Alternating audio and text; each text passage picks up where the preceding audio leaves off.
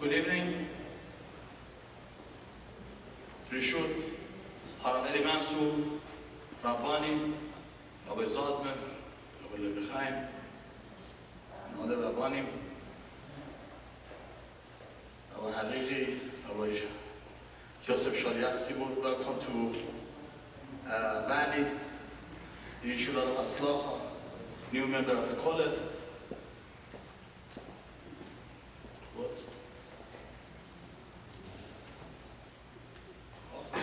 My dear friend Rabbi Loloya, sorry Rabbi, I didn't see you back there. My dear friend Rabbi Loloya. Before I introduce, Rabbi don't need introduction, but before that I would like to thank Eretz Cultural Center, Mr. Nader Guillaume, to let us use this place. Thank you very much, Mr. Guillaume, and thanks to Mr. Benny Guillaume. Also, I would like to appreciate and thank the sponsors as usual. This event not possible without my two dear friends, Danny Banafshe and Mrs. Banafshe, and Michael Kwanfos from New York. He couldn't be here tonight. It never happened without them. These two, they don't give up. And that's why we have Rabbi Eli Mansour in California, in LA all the time. Thank you so much. Tonight is sponsored by Mr. and Mrs. Michael Kwanfos family, Mr. and Mrs. Benny Guillaume, Mr. and Mrs. Avi Dayan, Mr. and Mrs. Avi Azulay, Mr. and Mrs. Kamyar Zargari, and for Ilu Neshama, Mr. Danny Banafshe and the brother's father passed away. I think 40 days ago, 50 days ago. It was very dear to me personally. On his name, there's actually a good of shul tonight. Nasser Chaim ben Rabbi, there's actually pray for all of us, whether we come for the Simachot. It was very dear to me from my childhood. He always smiling and encouraged us to come to the shul. It was a Kohen, and we get the first bracha from him. There's actually pray for all of us over there. Also, I would like to thank all the organization help us in different ways in this matter. Magen David and Pico. Tomorrow night is a different show from our Rabbi Eli Mansour. Please let your friend know. At Magen David we have Torah Time, Eshet Torah, Valley Community College, Yachad, and Jewish Unity Network Chum. I'm very emotional. We have Rabbi Eli Mansour here. The reason I'm emotional because last year was a Shemitah year. In Eretz, if you know, was a Shemitah year. And then we don't believe in coincidence, we didn't have Rabbi Eli Mansour last summer either. After 7 years, we didn't have him.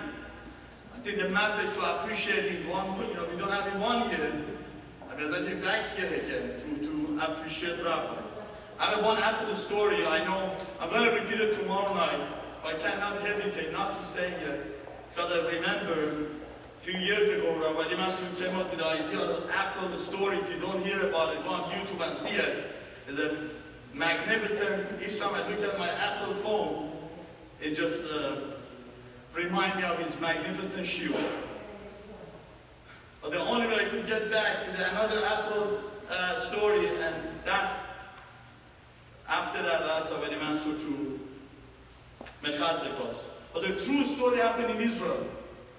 Was the Israeli soldiers, the wife and the husband. One of them in medical field, one of them in soldiers, they call them back in Gaza war, and they have to go. And they're back home, they have 3, 4 kids, they left them with mother-in-law, but mother-in-law good for, they take care of the kids. And they, they're back home after 10 days, the mother back home, she was, not taking shower, tired after the war. She came home in front of her mother's house, over there, dirty, she was washing hands, drinking the water, and see the oldest daughter, like 12 years old, came out with 2 apples. 2 apples in her hands. The mother looked at the daughter and said, "Oh, thank you so much. Can I have one of them?" The daughter looked at her, say bracha, 1 bite from this apple, 1 bite from another apple. As a mother, she was about to explode. She was hungry, not seeing, it's how is possible. She hold herself back. She hold herself back. Couldn't imagine she's hungry, everything. See the daughter, and expect the daughter give her the 2 apples. Nothing. She took a bite from each apple. And after that, the mother's the only she hold herself back. Didn't want to say anything, ruin anything. She just said, as a normal parent, said, "No." The daughter came forward and said, "Mom, I just want to know which one is more sweet. I beg, just sorry, just want to give you the sweet one." Could imagine the mother say something to the daughter? She was waiting all this day, the mother begged and give her something. And before give it to her, wants to give her the sweet one. This is Apple's story. What do you have to do about Eli Mansour, and what is the message? A lot of times, we don't know what Hashem wants from us. Before Rosh HaShana, we talked to Rabbi Eli Mansour today, private, about the people's sorrow. To go and say something is not the place. We don't hold ourselves back. But that's what Rabbi who have a plan for us. But we don't know. Rosh Hashanah, we don't know. I think that's the eye-opening for us. The way Rabbi Eli Mansour tell us how to wait a little bit more. How to have a bitachon b'zuchut of Rabbi Eli Mansour, the way he come and tell us the stories like this, and the Torah in a positive way, how it will help us to understand the way of Hashem is. Thank you very much, Rabbi Eli Mansour.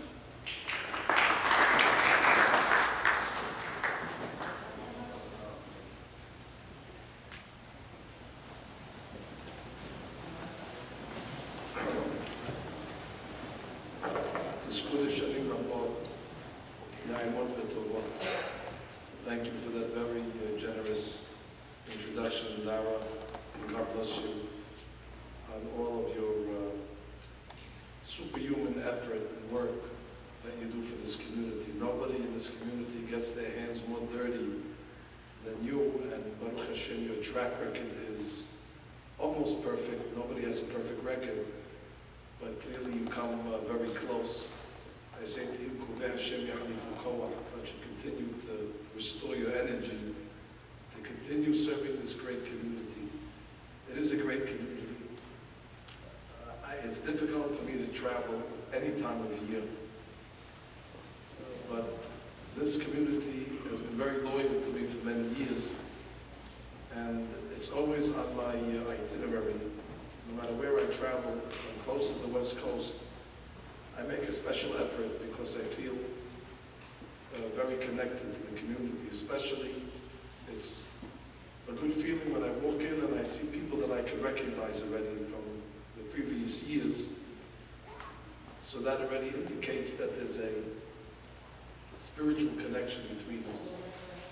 I say to the Kahal in the introduction to the Dirash that may God describe all of you in all of the proper books, all of the good books, the books of health and wealth and prosperity and beracha, osher bechavod, hayim tovim arukim u'shalom, amen. Tonight's shiur is going to be studied in Nishmat Nasser Haim and Rabbi, Ruach Hashem, Tanihenu ben Eden, amen. Kahal Kadosh. It's exactly a week now before Rosh HaShana. It means next Monday night already we're in the Rosh HaShana. It's really the second night. was once invited to speak at a conference with another rabbi, and the topic was they wanted us to convey to the Sibur the emotions that we're supposed to feel on Rosh HaShana. So I had prepared a long dirash, part of it I'll say tonight. And my theme was that really Rosh HaShana is a positive day, and it's a joyous day, and it's a happy day. The problem is the speaker before me went on to prove that it's a sad day, and it's a depressing day, and it's rivaling with Tisha B'Av. He was so convincing that I almost ripped up my own speech. But I said, I have to say it anyway, and I got up and I said my speech, and I knew the people are going to be confused. Because see, he had two speakers, and each one spoke diametrically opposed to each other. It wasn't a conference, it turned into a debate, where we contradicted each other. I mean, the people walked out with their heads spinning. Is it a happy day? Is it a sad day? I learned from there that whenever I go speak with two speakers, I call the speaker first to ask him, not what he's speaking about, because the odds are that you're not going to speak the exact same topic. I just make sure that he's not going to contradict what I have to say. I'm assuming that I'm the only speaker here tonight, so I don't have to worry about a rebuttal or somebody saying something else. Although, whatever I say, I will bring proofs. Rosh HaShana is the day of judgment. Now, we cannot deny it. It's a solemn day. Solemn doesn't mean depressing. It's a serious day. Seriousness doesn't mean sad or despondence. It's a serious day. The Gemara says we don't say Hallel on Rosh HaShana. The Gemara is happy to say Hallel. The books of life and death are opened. Sifrei Hayim and Sifrei Metim. It's not appropriate on that day to recite the Hallel. But keep in mind, ladies and gentlemen, that the day of judgment, we know the date. God gave us the date when we're being judged, which to me is an indication that He gave us the date because He wants us to prepare in order that our judgment will come out favorable. You see, God didn't have to tell us when He's judging us. God doesn't owe us to tell us when He's judging us. It's not the IRS that have to tell us April 15th that deal. But Allah can say, I'm judging you what I want. Be ready every day. When we were in school, there were some teachers used to give us a surprise test. We weren't ready. You have to be always ready. The fact that God says, I'm telling you the date, that gives us time to prepare. That gives us time to make the proper reparations before the great day of judgment. To me, that's an indication that Borei Olam is not looking to give us a guilty verdict. Borei Olam really wants us to have an innocent verdict. Put it this way, everybody's being judged on Rosh HaShana, even the Goyim. There's 1 billion people in China that have no idea that next Monday and Tuesday they're being judged for everything that we're being judged. For life, for prosperity, for everything. Had they known, they would take off, and they would go to their places of worship and they would pray, but they have no clue. Every Rosh Hashanah I take the same walk to the synagogue at the same time. And every year on Rosh Hashanah I see the same thing. I pass by a store that's on the corner of one of the blocks where I walk. It's like a grocery store. And I pass by it at about 10 after 6 in the morning. And there's a truck. And the truck is delivering like Twinkies or Devil Dogs or whatever they be. And you see the trucker. And he's carrying the Twinkies into the store. And I always stop and I say to myself, this guy, if he would know that he's being judged today for life and death, would be holding a box of yodels and bringing it into a store. The guy would take off a day of work. The guy would be crying his brains out. Instead, the regular day, nothing changes. So we're lucky that HaKadosh Baruch Hu gave us the date. Not only that, but He told us on the date that you're not allowed to work. He made it a holiday. Don't take that for granted. Why should it be a holiday? If God wants to judge us, He can judge us. Why should we be forbidden to work? Because HaKadosh Baruch Hu knew that if it's forbidden to work, we'll be forced to go to synagogue, we'll be forced to not to be diverted, that our mind shouldn't be taken off from the judgment. So it's a chesed that God gave us the day. It's a chesed that God made it a day where it's Mikra Kodesh, Yom Tov. So we're forced to focus on the Kedusha of the day itself.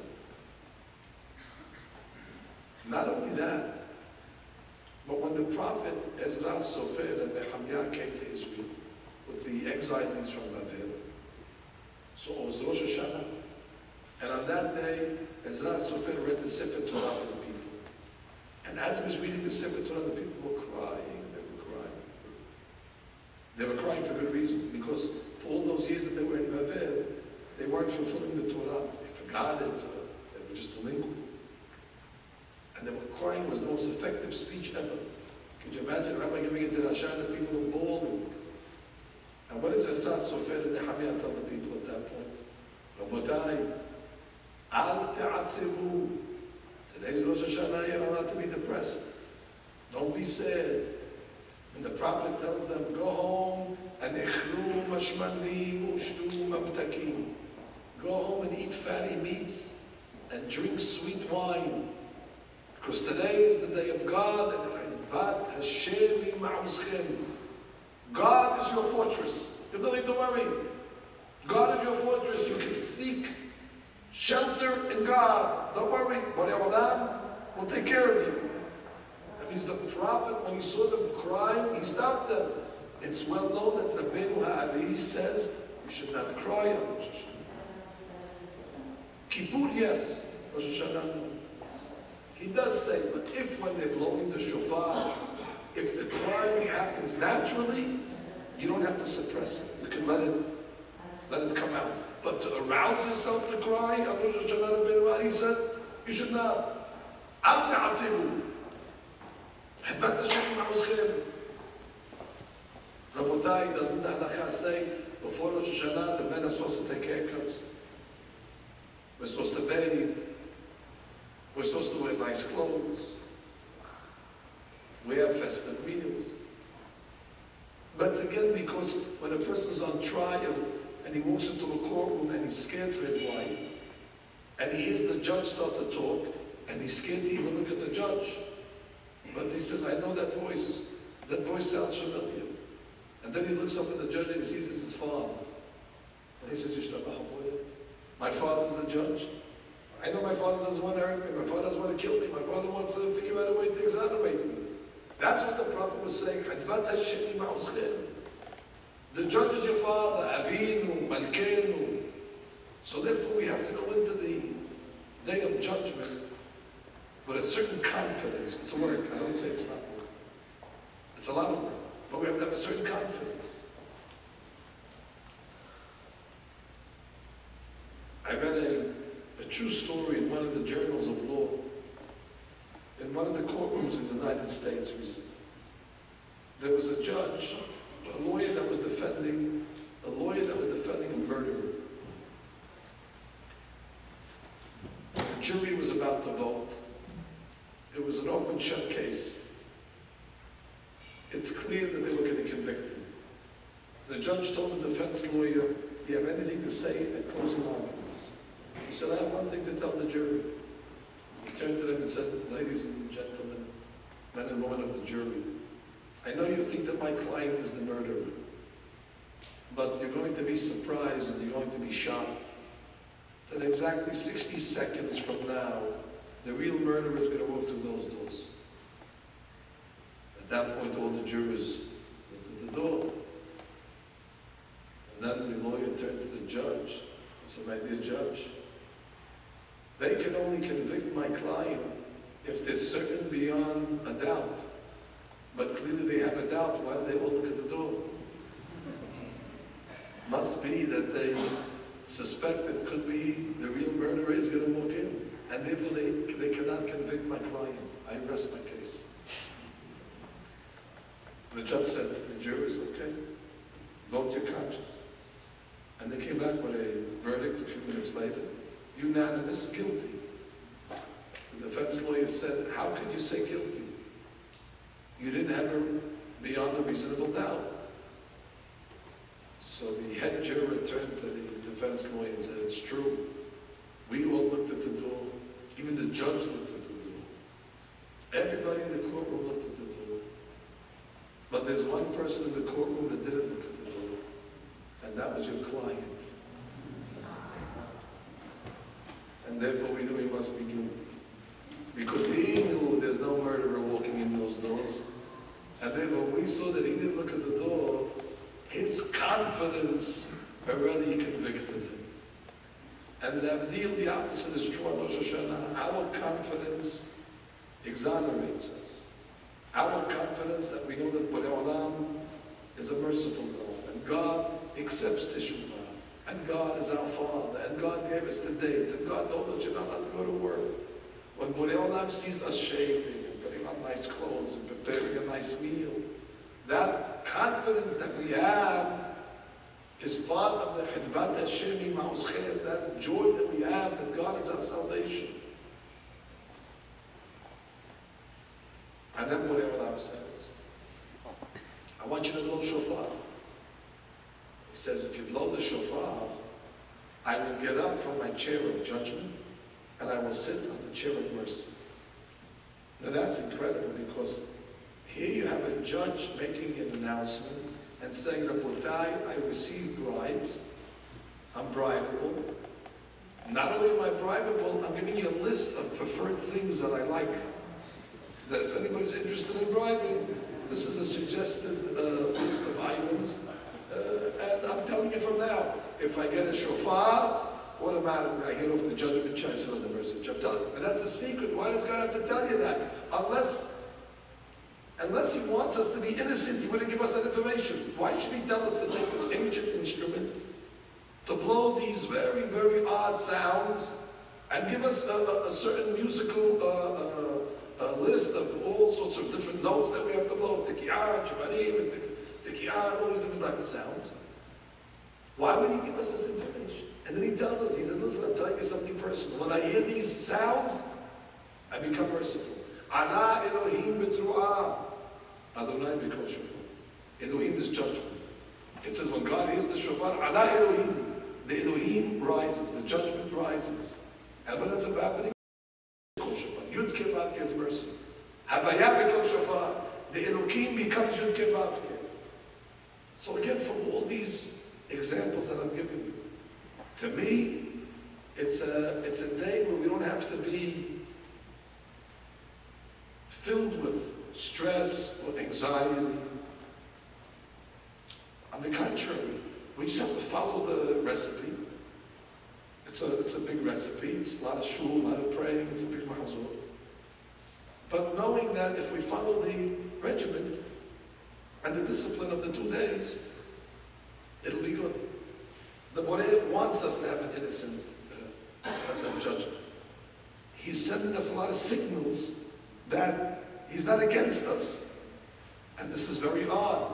When does the judge interfere with the client's case? The judge becomes a defense lawyer. But I'll tell you more. These are things that maybe I wouldn't say on the East Coast because they're, deep concepts.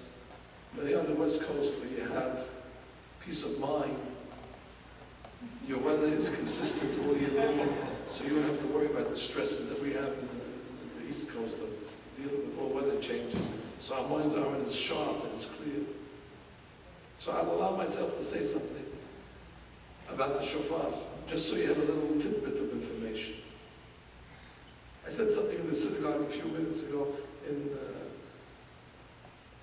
back in town, but I'll say it differently. Rabbi Eli writes that on Rosh HaShana, there's 280 prosecutors that come against us. 280. Could you imagine somebody walking into a courtroom and there's 280 prosecutors? And they all have the person's name on the docket, on the list, and they all have things to say. In a courtroom, We have one prosecutor. 280? How can a person survive 280 prosecutors? And each one is a spiritual prosecutor. They're very well spoken. They have all the information. And they're planning to convict. 280. He calls those the Pardinim, 280 judgments. So he says, what happens? He says it's amazing thing. He says, when we blow the shofar, all of a sudden, God enters the courtroom. And now you have the 280 prosecutors with God there. And God's name is Yud Kei Vav Kei. And when you add Yud Kei Vav Kei, which is 26, to the 280, it equals now 306. I know 306 doesn't mean anything to any of you. But the Ben Ari says that the Hebrew word for sweet is devash. Dalet Bet is 6 and Sheen is 300. And all of a sudden, the prosecutors that are bitter, 280, turn into 306, and they turn sweet into honey. And all of a sudden, instead of speaking our negative, they start to speak about our accolades and our praises. We turn them around. And he says that's what the shofar does. Because if you look at the last two letters of the word shofar, it's Peresh. Peresh is 280. But if you look at the first two letters of shofar, it's Shin Vav, it's 306. The Ben Ari says, Shu Par, which means the Par turns into Shu. That we're able to turn the prosecutors of 280, and God enters the courtroom, and all of a sudden 280 becomes 306. And there's a mercy. There's a magic of the shofar. And who gave us that secret? God says, I'm telling you how to beat these guys. When does the judge intervene? In an American court, if a judge would give us such information, it would be called a mistrial. It would be considered a conflict of interest. That how could the judge get involved and start giving advice to one of the litigants? But Borei Olam's the king. Nobody's going to tell God how to run his courtroom. Nobody's going to tell the Borei Olam what to do. Therefore I say, although we're preparing a lot for the Yamim Nurayim, but it seems that the greatest advocate that we have in the courtroom that day is the Borei himself. But what I came to tell you tonight, not what I just told you serve as a long introduction, but this is what I really came to talk to you about. There was a rabbi that lived about 500 years ago in Sfat. His name was Rabbi Moshe Cordovero. They call him Ramak. He lived in the times of Maran, Rabbi Yosef Karo, Rabbi Moshe Al-Sheikh, Rabbi Yitzhak Luli Ashkenazi, Rabbi Eliza, Rabbi Shmuel Kabetz from the Mechadoti. They all lived together in Sfat. This is Rabbi Moshe Cordovero. He asked the following question. It's a strong question. He said, I don't understand. Now it's 57.75, let's say. By next Sunday night, it'll be 57.76. The New Year. The New Year begins with the 10 days of Teshuvah, Rosh HaShana, and we spend the 10 days of the beginning of the New Year asking forgiveness for the sins of the previous year. Ask the Ramak, hold it. Wouldn't it be better to make the last 10 days of Elul, which we're in right now, make those the 10 days. Let the last day of Elul be Kippur. Let's close out 57.75 with a balance 0. And then we'll start the new year clean. Why do we take the sins with us into the new year? When we pay taxes now, April 15th is the end of the season. After April 15th, we're on the new year. By April 15th, you have to pay all the taxes from before. So the same thing, by Rosh HaShana, which is the end of the fiscal year of Avamot, we should settle the bill. Once Rosh Hashanah comes, you start the new hashbon, the new calculation. To me, it's a very obvious question. year dealing with last year's luggage, last year's baggage. Settle it now. Hey, we still have a couple more days available. Let's handle it now. How much we have to pay? What do we owe? Whatever it is. I'm not going to tell you that Mark's answer. It's a deep, long, Kabbalistic answer that I myself don't even understand. But we have good luck, Baruch Hashem. There was a great rabbi called Ben Ish Haim. Rabbi Yosef Haim in Baghdad. He used to give speeches in front of thousands of people. My rabbi's mother used to go to those shiurim in Baghdad.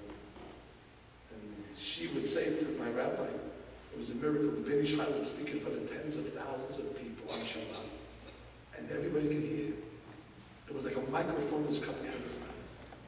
It was a miracle. And he spoke for hours and hours, and it was mesmerizing. It was good.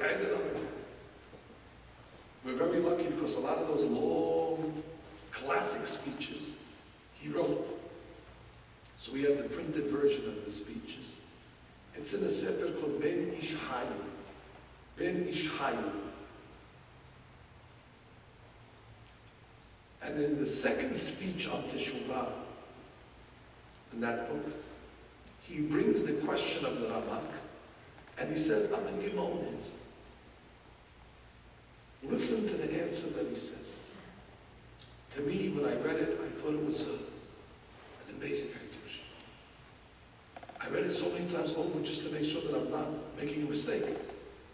Because I think what he says in these few paragraphs is a blockbuster. And I don't know if people are aware of this, but the Ben Ish Hai said this in front of thousands of people. He printed it in his book.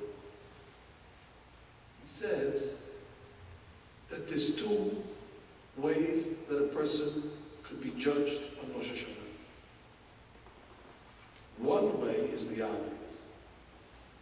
One way is you're judged face value, your worth. That's the judgment that we learned when we were in kindergarten. Averot, mitzvot. And it's a very complex calculation that only God knows how to do. That's the judgment of intrinsic value. What's your net worth? Are you a tzaddik or you're not a tzaddik? Says the Ben Ish Hai. That judgment is a very difficult test to pass. Who's able to go confidently and say, I'm a tzaddik? Yeah, we do mitzvot. I don't say no, everybody does mitzvot. But are we so confident that our mitzvot outweigh our averot? To the extent where we could say we're tzaddikim, hasidim, kiddushim, tehorim. And by the way, don't make a mistake and think, yeah, well, I did 50 mitzvot and I did 6 averot, so it's 50 against 6 on a football game over here. The Rabbi writes, not every mitzvah is considered heavy, some are considered light, some averot are considered very weighty, so it could be the 6 averot are heavier than the 50 mitzvot. So it's not like you're just making a checklist of how many of these and how many of those. It's a very complicated calculation, and the Ben Ish Hai says it's very difficult to come out with a good judgment.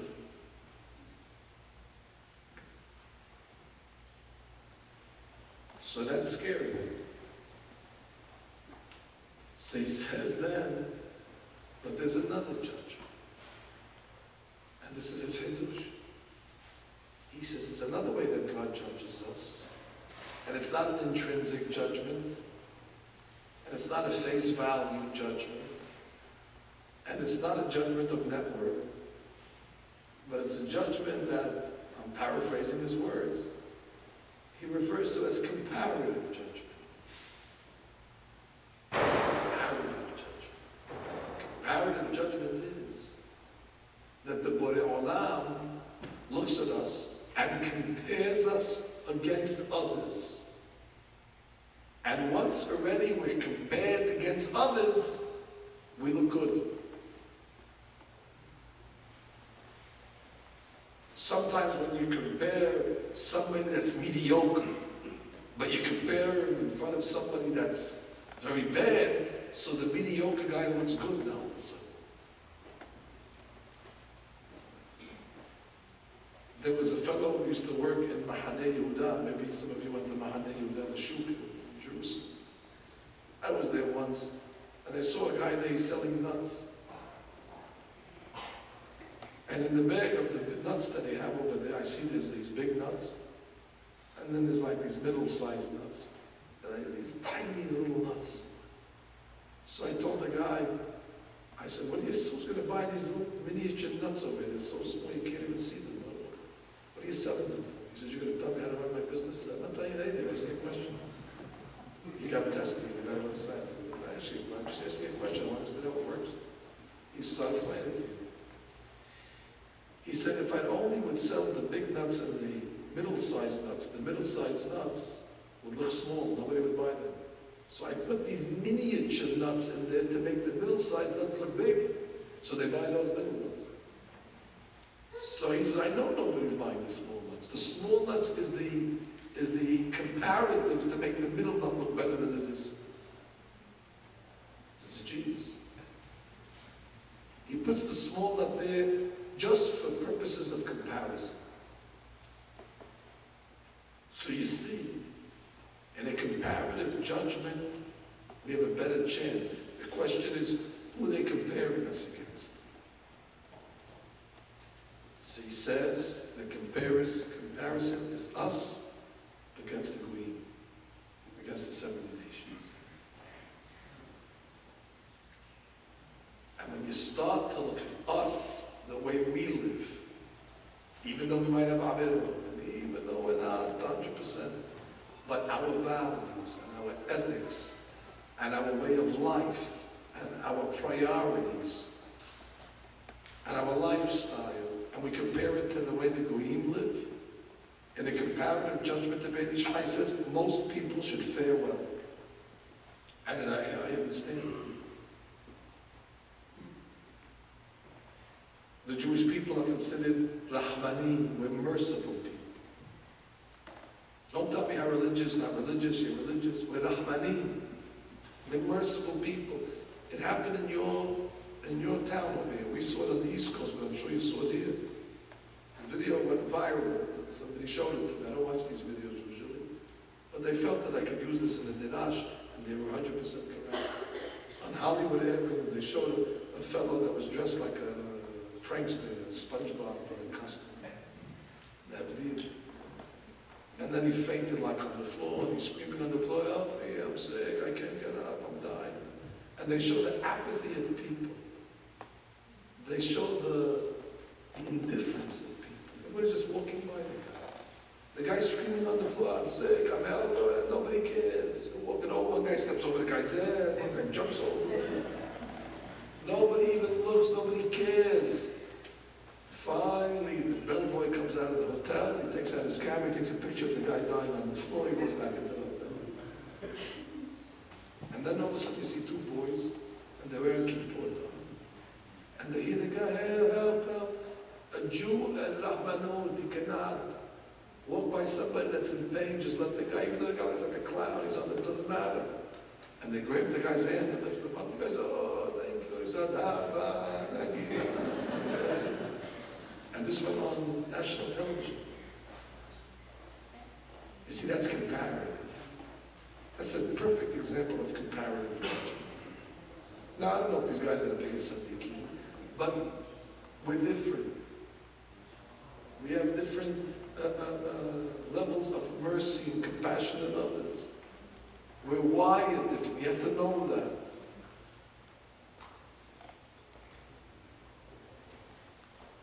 A few years ago, they had the Siyum HaShas in MetLife. 100,000 people were there. So I know the organizers of it. And the organizers were telling me that they met with the NYPD after the event.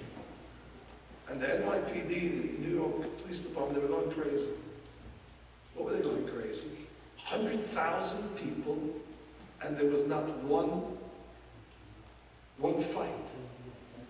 Not one criminal event. He says, do you know in MetLife Stadium there's a jail downstairs? And in every football game and every game, there's people that rob each other and, God forbid, commit sin. People drink, they get drunk, there's violence, there's fights. Maybe you went to a ball game once, someone's fighting in the stands, people are going crazy. And here, 100,000 people for 5 hours, no beer, no drinking, no nothing, no lewdness, no cursing, no nothing.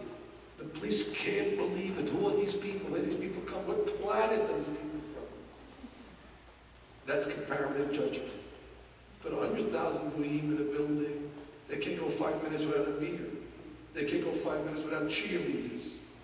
Gilu alayot, shetichut damim, avodah zarah. And then you have a bunch of Jews reading Talmud,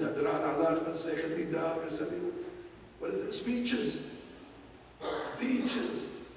And everybody's calm, everybody's mechavod, derech eretz, and kaddish, and yeshem erabah. The police going crazy. And then they went and said, but the cherry on the cake was that somebody sent around a manila envelope. And on the manila envelope it said, Achnasat Kala, collecting for a needy bride. And it says on the envelope, the last person that receives the envelope, please call 917 number to remit all the money that was collected. And this envelope is being passed in MetLife Stadium. And everybody's getting it, puts $1 in, $5, they're going to put $5, $10. Nobody's thinking, nobody's passing around the money. And the last guy gets it, calls the lady, I have all the money for you, please, I'm in this section, come pick it up. She comes to pick it up, and she has $20,000 worth. Could you imagine if this happened at a Giants game? One guy puts $5, the next guy takes the $5, buys a beer with it, the next guy puts $2, the guy takes $2 out. You think there'd be money in this envelope by the time he got to the list? But this would be impossible to do it. Is there any emunah and emunah magui? They're going crazy. Look at the honesty of Am Yisrael. How does this work in another system? It's a comparative judgment.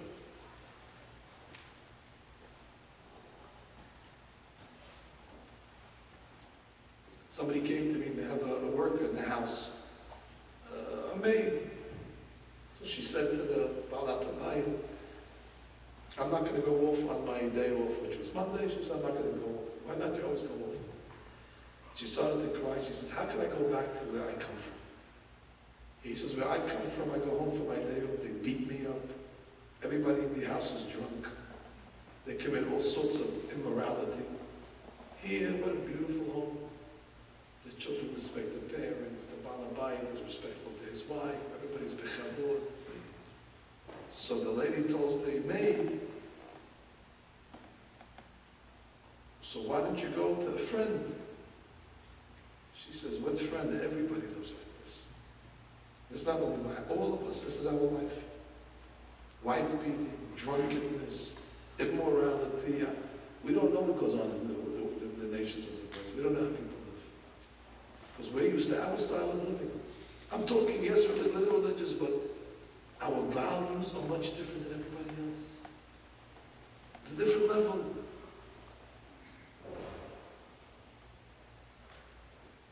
Our speech is a different speech. By the Goyim, every other word is a curse. Every other word is a dirty word. Drinking, alcoholism, gambling, violence. These are averot that are not exceptional. These are the normal way of life by the nations of the world. Look how refined. I once took my children to a theme park in Pennsylvania, Hershey. I thought it would be a lesson for them. First thing I did before I went on the trip, which is just a side point, to show you we raise our children in the proper way. I said, what am I going to do? I'm teaching my children that they should be Halav Yisrael. And I'm taking them to the Halav Stam capital of the world. Every second is a Hershey bar, and a Hershey kiss, and a Hershey this, and a Hershey that. So I went before and I bought a bag of Halav Yisrael chocolates over there. I told the kids, I said, listen, it's kosher, the Hershey bar, but we don't eat it now. And look at God bless them. Every time they offer you a Hershey bar, me one of my Itzkowitz's, I thought Itzkowitz and Hershey's the same thing, it's the same one. What do the kids know? They're walking around with the Itzkowitz bar over there, whatever it's called, the Liebers, whatever the junk is, and they all excited. So anyway, we get into the park, and there's only one kosher stand over there. Everything else is tarif. It's good to have a kosher food. So I told the kids, look, kids, well, look at the difference. Not that they have kosher food. Jews eat green meat. But look what they have by the kosher stand that they don't have anywhere in the park. A sink. And you see all the Jews before they go sit down to eat, everybody goes washes their hands. And look at everybody else, they're getting these big, gigantic turkey sticks, like King Louis the 16th. And they're walking around with filthy hands, they're biting into it, and they're walking around.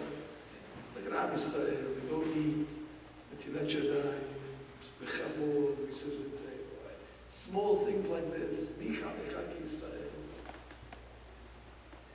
When you look at the difference and you see, I was in Hong Kong, I saw what the green eat, bugs and tarantulas, the Chinese and the Japanese. Anything that crawls, anything that's... I once said, how do you know that Adam HaRishon wasn't Chinese? Because he would have eaten the snake instead of the apple.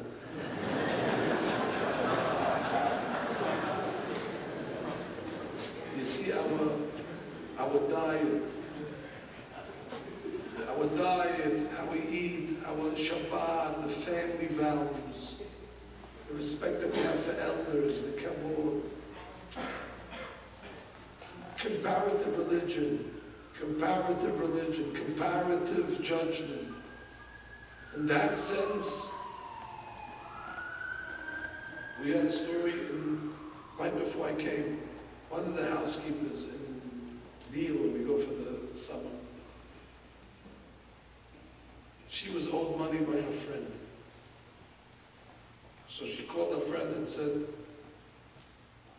it's due, you owe me the money.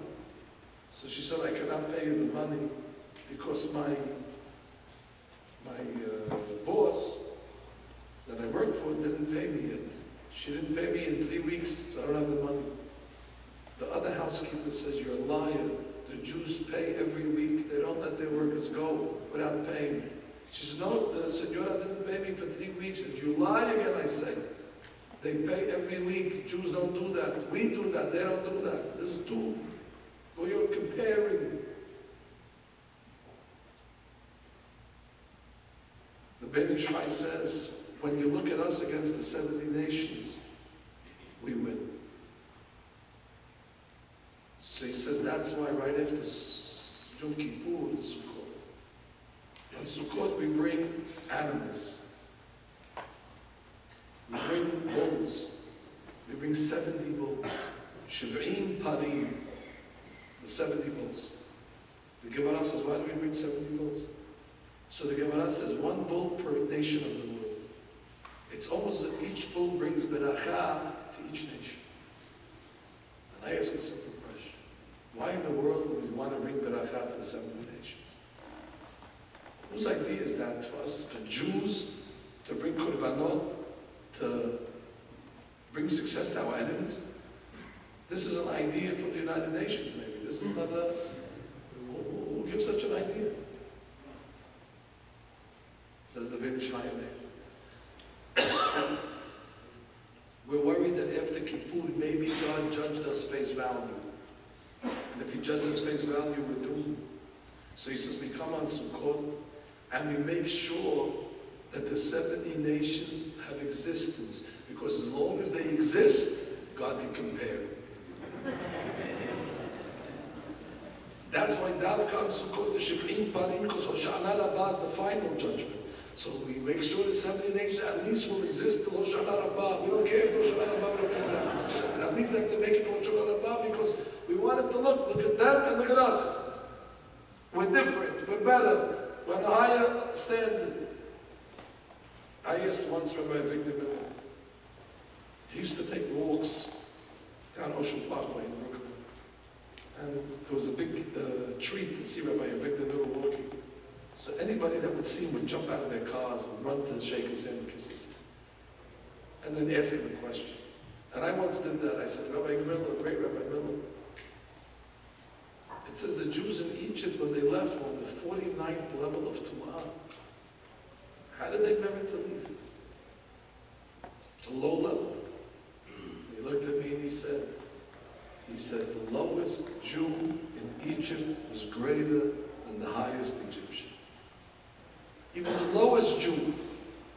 Then he said something, where Fahrenheit ends, Celsius begins, something like that to do with the temperature. Which is a very, very deep concept. But we have to know that we're different. Even though we might not be perfect, but when you compare us to what's going on in the world, you compare us to the nations, go on the Google, see what it says over there, what goes on during Super Bowl Sunday in this country. The mere fact that our country glorifies violence, that you have 24 men that every 3 seconds they make a war against each other. It's a gladiators. There was a boxing match this year. How many people went to watch it? Millions of people watching people violently punching each other to kill each other, to hurt each other. What kind of, this is a Jewish thing? We're so careful to give us, even if a person raises his hand, it's a rasha. He doesn't hit. It goes like this. It's a rasha. There's no boxing glove, there's no ring, there's no referee. He just went like this to threaten. And here you have a boxing match where they're pummeling a guy on the head, they're pummeling him to the floor. And what's the referee doing? He's counting. Nothing. The referee is supposed to have the values, the morality, nothing. He watches them beat each other up. He just did a count, an official count. And everybody's cheering, and everybody goes. It's not that. Look at the difference. So they say on the Google during the Super Bowl Sunday, when the President of the United States flips the coin, it's a Hashuv ceremony for them. And what goes on? It's the most moment of the year where spouses are being battered and bruised and beaten. You see the glory of the Super Bowl. But around the country, there's violence that are taking place during those 3 hours, like no 3 hours during the year.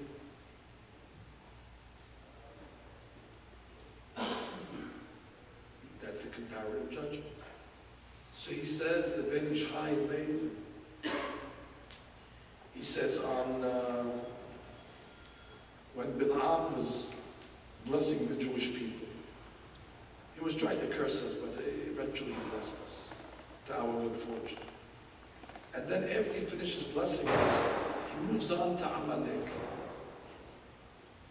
He gets to Amalek, and he starts to talk about Amalek. Now, you have to know, Bilam and Amalek are connected. They're bound to each other. The Zohar Kadosh says, if you take the word Bilam, and right underneath it, spell Amalek. Again, Bilam, read it horizontally.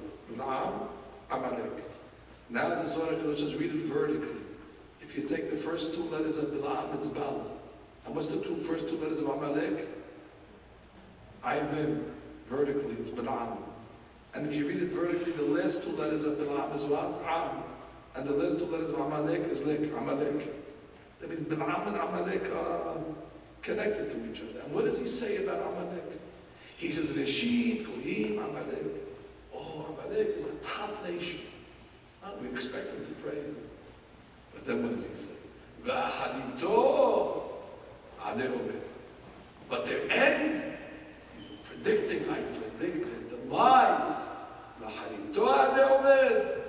Says the Ben Ish Chai, why would he predict their demise? His job was to curse the Jews, not to curse his friends. Instead, he blesses the Jews and he curses his buddies.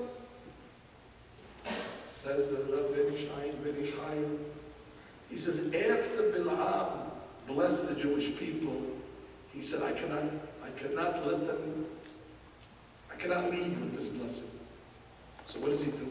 He says, as long as Amalek is still alive, Amalek is from Esav, and Amalek was degenerate, Amalek was low.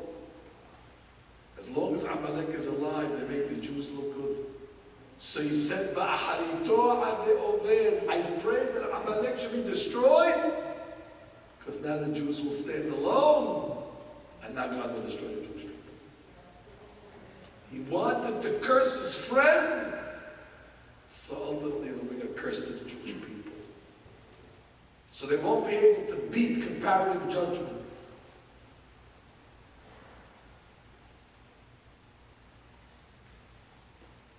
There are zodiacs to every single month, as you know.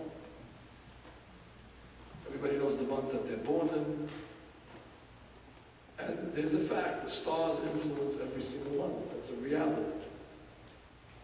The zodiacs are very, very connected to Jewish holidays and Jewish life. For example, if anybody's born in April, which is Nisan time, your zodiac is Aries. Aries is a sheep. No coincidence that in Nisan everybody took a sheep for Korban Pesach. If you're born, for example, in this month, which is Elul. Elul is Virgo. Virgo is a maiden, a girl, Betula. Virgin, Virgo. Because in this month of Elul, everybody has the ability to make teshuvah, to make themselves pure again like a Virgo. What's next month? Once Tishri comes, it means next Sunday night the zodiac changes. It goes from Virgo to what? To Libra. What's the sign of Libra? Scales. You think it's a coincidence? It's the old, not the Weight Watchers scales. It's the scales, the old scales with the 2 cups and the bottom in the middle. Makes sense because God's judging the world in Tishri. And the Arizal says, one Sunday night, once HaShana comes, Lord Adam opens his closet and takes out the scale. The scale is called Moznayim. Because the world is now being judged. The balance. The scale is a balance, has a balance in the middle, and it balances both sides. Interestingly enough, the rabbis were so smart. In Hebrew, the way you say years is Oznayim. It sounds like Moznayim.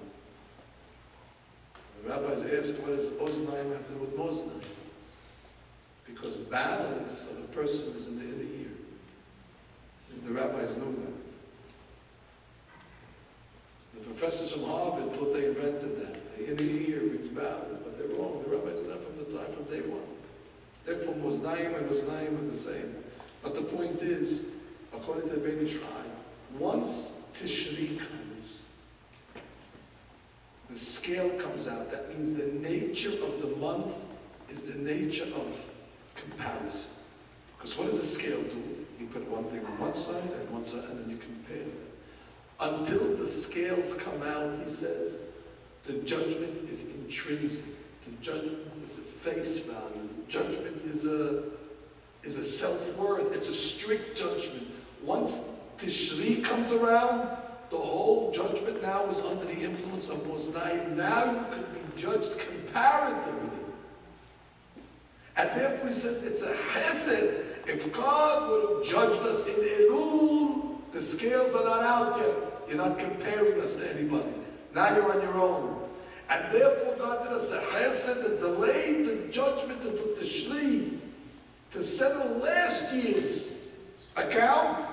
Because now once the scales are out, you're able to put Yaakov on one side and Esav on the other side, and you're able to see clearly there's a difference. It's a chesed. So I say again, does God not want us to come out innocent? He delayed the whole judgment so we have an innocent verdict. So you tell me, Rosh HaShana is a sad day. It's a depressing day. The Borei is doing everything in his ability in order to organize it, in order to prepare it. The that the judgment will come out to our favor.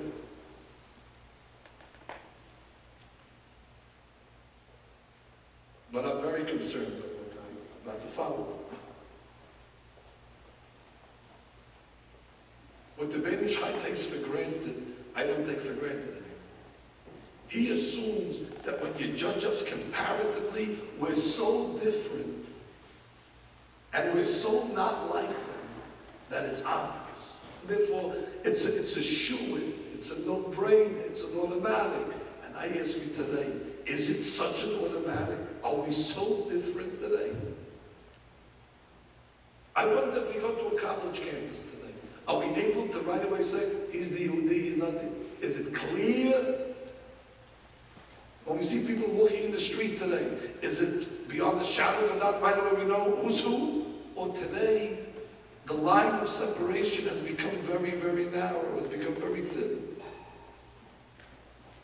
Maybe the Hafgadah that we're talking about over here, maybe it doesn't exist. Maybe we've crossed over the border. Maybe we're out of bounds. Maybe we're offsides. Maybe we've entered the territory where a lot of our lifestyle is like their lifestyle. Go into our cars, turn on our radios. Is it the same music that they're listening to? So if God would come into our cars, he'd say, I don't know, these are the same music, same stations. If God would go into our closets and look at our wardrobes. It's the same shoes, the same non-city wood clothes, the same. And God would come into our homes and look at the literature that we have lying in our homes. And now God could say, well, and the restaurants that we eat in, and the behavior, the talk. Today, I'm sorry to tell you, the lifestyles of them have infiltrated into our lives all the time.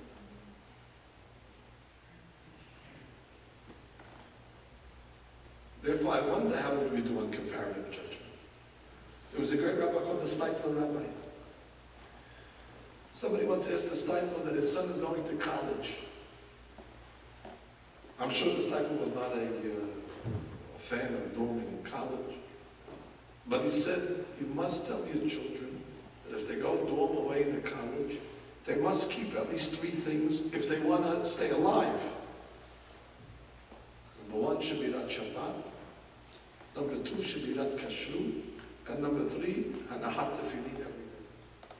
Steipler said if they keep those 3, it's enough of a separation. But what happens? When the kids go to college, in the first semester there's a test on Shabbat. We have to take a test, they go to Shabbat. Kashrut, they don't want to go to the Hillel house every single day to eat the slop that they're giving them over there. And they end up, and then Tefillin, they don't want to be different. And before you know it, they're eating whatever they're eating, and Shabbat is Saturday, and food doesn't exist. And then God comes to the dormitory and says, I don't know who's Jewish, who's not Jewish. God looks at them, who's the Bechor of Paro, who's the Bechor of the Jews? We cannot tell them. Jewish man takes a haircut and shaves his peot. There goes the separation. That's why we make such a big deal of the Brit Milah, because the Brit Milah, we brand ourselves with different. It's a big holiday. But after the Brit Milah, are we running to be like the Goyim one more time? Today we live in a very, very open society. And we're not so proud of our religion, we're not so proud of our roots. I'm proud, but people are not proud. And therefore we can't wait to take something that's truthful, emet, and put it on the side, and run after something that's counterfeit, and fake, and synthetic. And instead of reading Torah books, we're reading the novels of the Goyim. Instead of listening to our Torah, we're listening to their philosophy, and so on and so on. I don't have to give you all the examples. Everybody knows where they have to make corrections on this. The highlight of any time we go to synagogue is when we take out the Sefer Torah. Sefer Torah is the prime time. That's the marquee moment of the service. When the ladies come to synagogue, they ask, what time are they taking out the Sefer Torah? They don't say, what time is my Barich Nabi?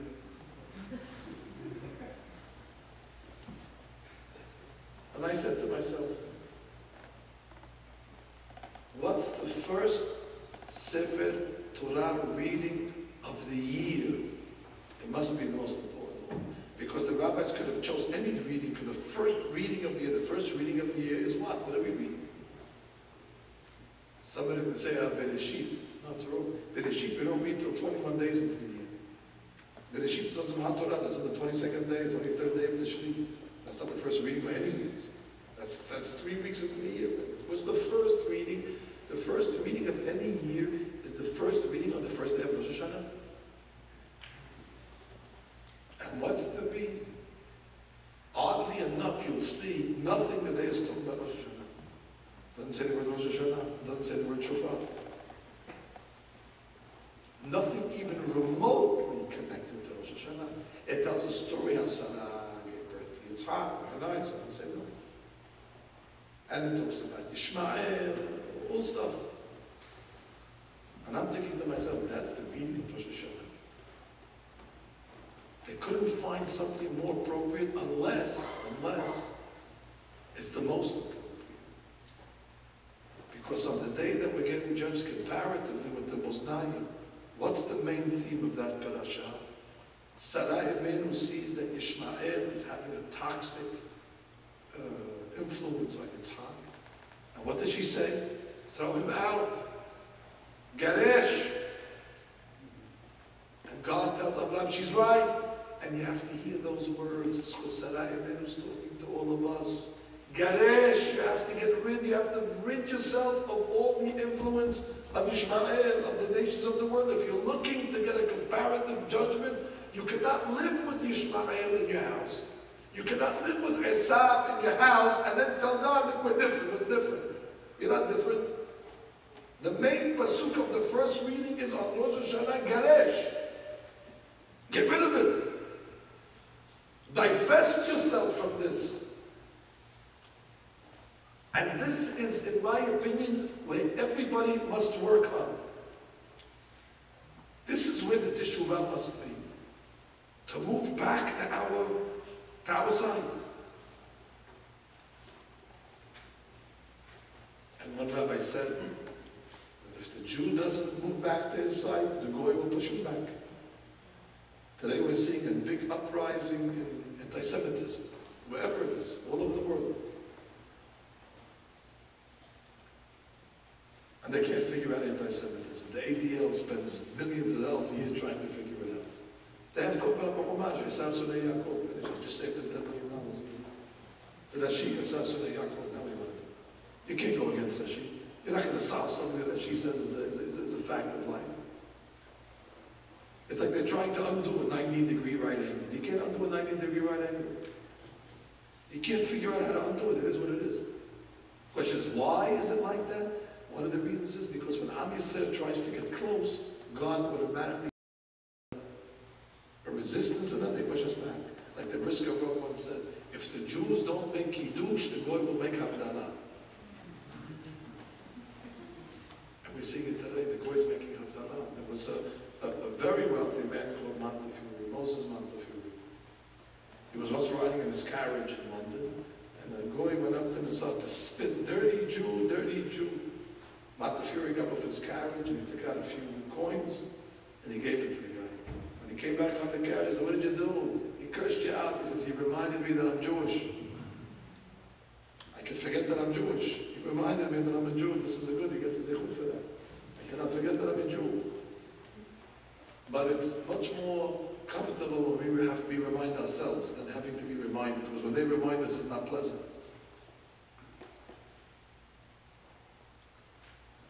The anti-Semitism on college campuses today is no different. But that maybe reminds a Jew, hey, you have to keep Shabbat. You have to eat kasher. You're different than us.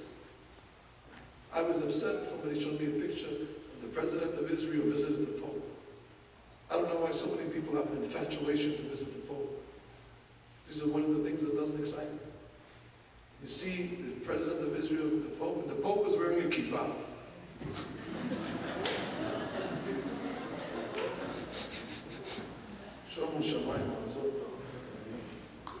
What's going to be?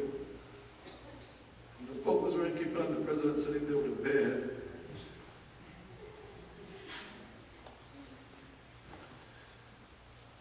And therefore I say, we have to be very, very cognizant of this reality, that over time, could be we've drifted into foreign territory. And everybody has to look in their own lives. I didn't come over here to spell out all the averot of the nation. We're very good, we're good people. The country, those that come here to study Torah, I didn't come here to point out your deficiencies, but it is the time of introspection. I'm just putting you on a path where we should be thinking. Our thinking has to be, we have to be more Jewish. Jewish in our lifestyle, Jewish in our thinking, Jewish in our way. And everybody has to try to move 2 steps over to our side to make the gap between us and them a little wider.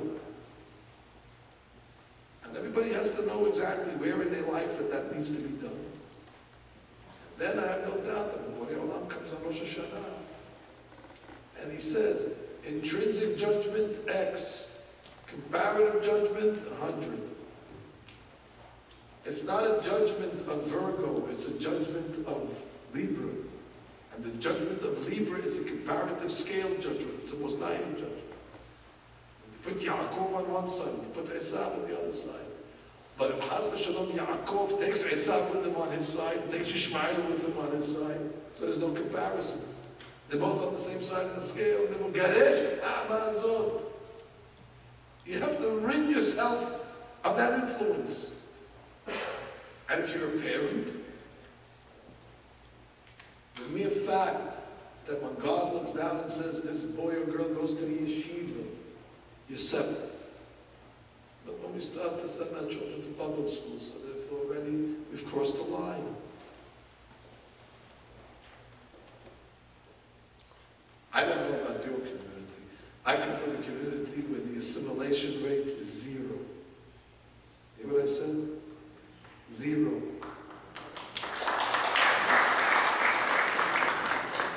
Because our community was worried about this. We saw coming to America, we came from Syria. We were worried that right away we're going to melt in the melting pot of the United States. And there's going to be great temptations. And the great rabbis of our community made certain tekanot that it almost closes every option for a member to live in our community in good standing. It almost takes away any benefit, and therefore there is no temptation. That temptation, Baruch Hashem, doesn't exist. But I leave and I travel around the world today, and I see every community crying about the assimilation. There was a great rabbi in Panama that I was very close to. I come see you later. He once told me a story himself. There was a fellow in Panama that was marrying a Goya. The rabbi told him, why don't you come to the synagogue on Shabbat, we'll give you an aliyah. The guy said, maybe the rabbi didn't hear, but I'm marrying out. So what? We can give you an aliyah to the Torah. He said, oh, this is a good rabbi. He went on Shabbat, he gave an aliyah, they sang to him. Chamsion said, when are you getting married? He said, Sunday at 12. He said, come to our office right before the wedding. I want to give you a blessing. He trusted the rabbi gave him aliyah. Sunday at 11 o'clock, he comes in his tuxedo to the rabbi. The rabbi says, now what did they talk?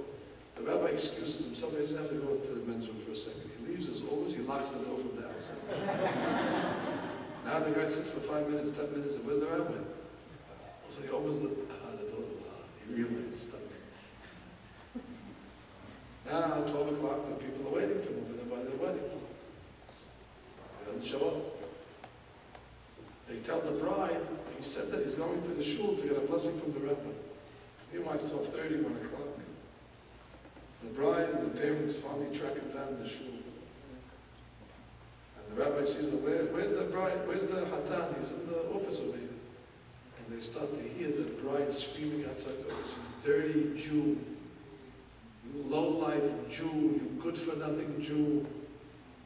The rabbi looked at him and said, this is what they think of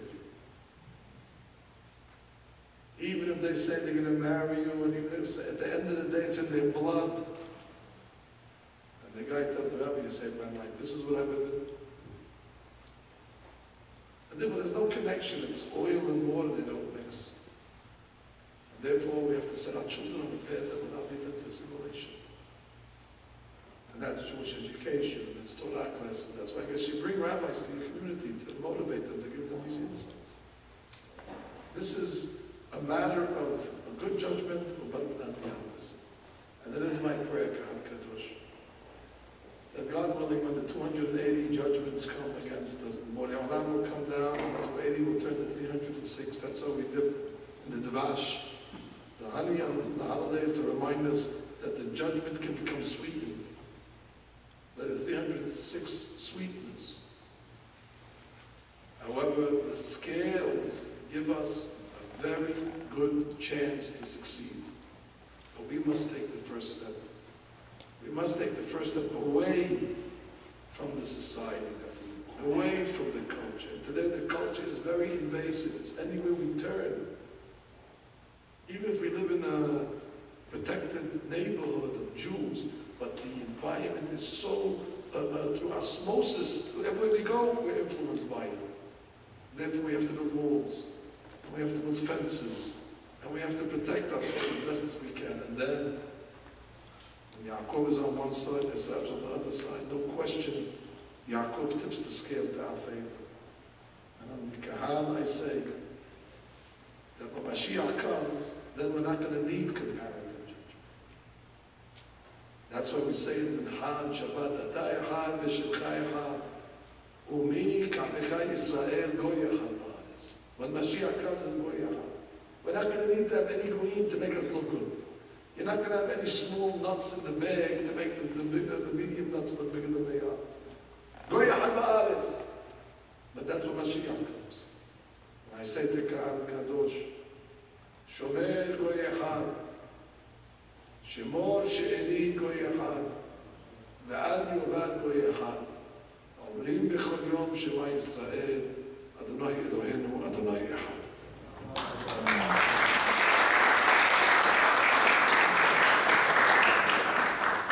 Just a few announcements, please. 5 more minutes. You know, we would like to thank Syrian community to let us, Rabbi Eli Mansour here with us. If you've never visit Syrian community in New York, I 100% recommend you to go. And as Rabbi said, it's an amazing miracle. They have a 0 intermarriage. Could ask later on how Baruch Hashem to be zochet to have this. Mr. Danny Van Hefshe and Michael Kwanfos and myself, we do the exchange with the Syrian community as follows. So we have Rabbi Eli Mansour in LA, and we will partner with you guys over there to, you know, spread the Torah and stuff, you know, his shurim and his, you know, online shur, everything else. We commit ourselves for, you know, few $1,000, Baruch Hashem, to be partner with Syrian community. We always put these lectures free, you know, we short few $1,000, and anybody want to be partner with them, I'm standing up here accepting cash, any amount. We just want to be everybody be part of it. That's why we don't put any interest fee. Anybody want to please come, any dollar to help. That's number one. Again, I would like to thank Danny Van Hefshe and Michael Kwanfos. Thank you so much for all your effort. And Rabbi Eli Mansour and your wife, you know, led us to be here. I know it's hard before Rosh HaShana. We wish you Shana Tova, Toda Rabbah. Again, I would like to announce just 1 minute, a personal note. I don't know if you know or not, I'm dealing with a lot of crisis situation in community. As Rabbi said, the valley is in a crisis. Nobody hear about it. There's a lot of intermarriage, a lot of problems. You could ask Rabbi Louis, you could ask Rabbi Loloyan, you could ask Moshe Lebechaim, you could ask the people in Kolel, Valley Community Kolel, or any other organization here, Rabbi Shuzadeh, any other Rabbi Zadmer. See what's going on in the community. Please help your rabbis or community, anything here. We need that. It's impossible. I'm just telling you, it's impossible. We're losing so many kids in Valley. I don't want to talk about LA. It's a different story. And that's why I want to, thanks all the rabbis, organizations working in Valley, include the Chabad, all the Chabads helping in Valley, unbelievable college campuses. Also, I want to again welcome my dear friend, Rabbi Yosef Shaliach Sibur. He left a very comfortable life in Baltimore and come to LA, not even to LA, to Valley. Soon we wish you have a carpool to them and all the way, ask other rabbis how they're doing it. It's not easy, but thank you very much for coming to Valley and helping the community. Wish you the best of Haslacha. And I would like to ask Rabbi Zadman. It's Rabbi Zadman, we have a lot of zuchut. Rabbi Eli Mansour, I don't know if you know or not, Rabbi Zadman was a part of 13 Jews staying in jail in Iran, and we talked about it last time. But I want to ask Rabbi Zadman, please give everyone beracha and end of the year, for the new year, please, Rabbi Zadman, give us a beracha for the community. Please, I'm asking you, each one of you, if you could help. Tonight I'm standing up here, no thought of any amount of money going to help. And as Rabbi Zadman said, some bracha for everyone, for everyone here, for his zuchud and the rest of people, that should be safe. Thank you. Thank you everyone here tonight. I know it's a holiday, Memorial Weekend, and you're here. I really appreciate it. Rabbi Zadman, welcome.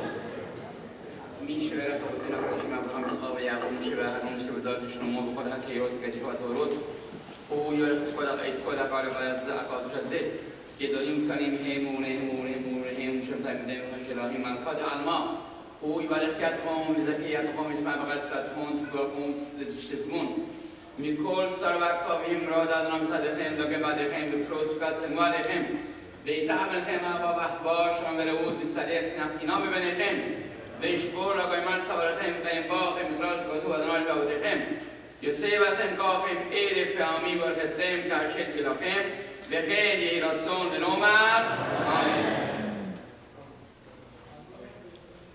Chazak Baruch. I know everybody want to talk to Rabbi Eli Mansour, but I beg you, for him it's over 1 o'clock his time.